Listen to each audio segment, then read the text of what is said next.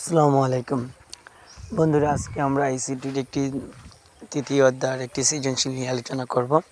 তো চলো শুরু করা যাক। প্রথমে আমরা সৃজনশীলের উদ্দীপকটা পড়ে নেব। সুমির বাবা ও সুমির মায়ের বয়স যথাক্রমে 10 হেক্সাডেসিমেল, 100 অক্টাল এবং 2F হেক্সাডেসিমেল বছর। ক নম্বর প্রশ্নে বলা হয়েছে বিসিডি কোড কী? খ নম্বর প্রশ্নে বলা হয়েছে 2 পরিপূরক করলে সংখ্যার শুধুমাত্র চিহ্নের পরিবর্তন হয়, বুঝিয়ে লেখো। গ নম্বর প্রশ্নে বলেছে সুমির মায়ের বয়স অক্টাল সংখ্যার রূপান্তর করো।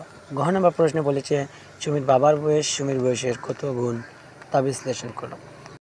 তো চলো বন্ধু শুরু করা যাক। আমরা দেখে নিই কীভাবে ঘ নম্বর প্রশ্নের সমাধান করা যায় এবং ক খ প্রশ্নের সমাধান আমরা ভিডিওর শেষের দিকে দিয়ে রাখবো, তোমরা দেখে নিও। এবার গ প্রশ্ন, সুমির মায়ের বয়স অক্টাল সংখ্যায় রূপান্তর।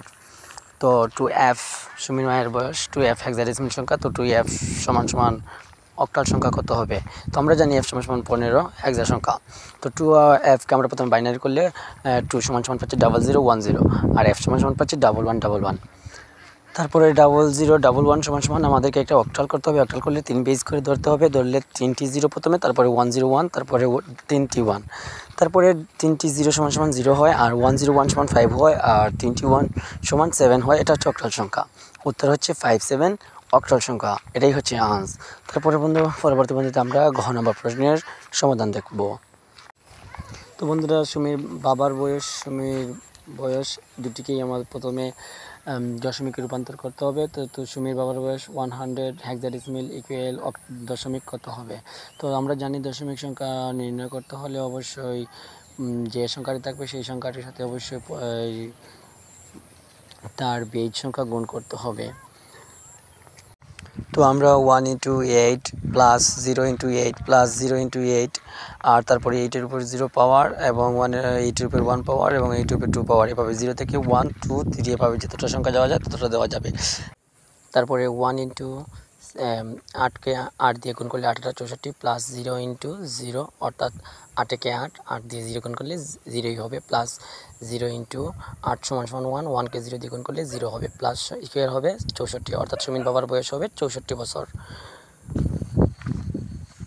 তারপরে সুমির বয়স 10 বছরকে দশমিকে রূপান্তর করতে হলে 1 × হেক্সাডেসিমেল সংখ্যা ছিল, তাই এখানে 16 প্লাস 0 × 16, তারপরে 16-এর উপরে 0 আর 16-এর উপরে 1, তারপরে 16 × 0 হবে, কারণ 16 আর 1 গুণ করলে 16-একে 16 হয়, প্লাস 0 আর 16 গুণ করলে বা 16 শূন্য সমান 1 ধরলে 0 মানে 0 হয়।